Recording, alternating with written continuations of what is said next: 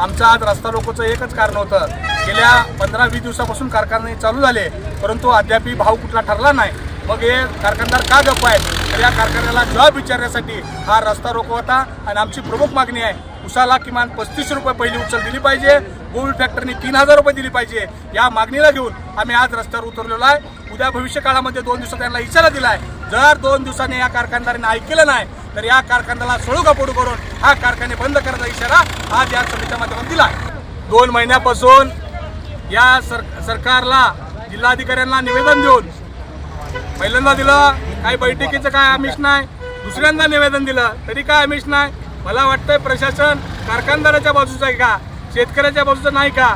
ही मागणी घेऊन आम्ही जिल्हाधिकाऱ्यांना सांगितलं, उसाला पहिली उचल 35 रुपये दिली पाहिजे आणि त्या प्रत्येक कारखान्यावर वजन काटे हे चेक केले पाहिजे, कारण वजन काट्यामध्ये 2-2, 3-3 टनाचा फरक आहे। दुसरी गोष्ट रिकव्हरी नाही म्हणते, आपल्या सुद्धा धाराशिव जिल्ह्यामध्ये 10.11 पॉईंट रिकव्हरी असताना सुद्धा 14 पॉईंट रिकव्हरी असताना सुद्धा आम्हाला सुद्धा 4000 भाव मिळाला पाहिजे। परंतु ठीक आहे, आमची 35 रुपये मागणी आहे, एवढी तर आमची पूर्ण करा।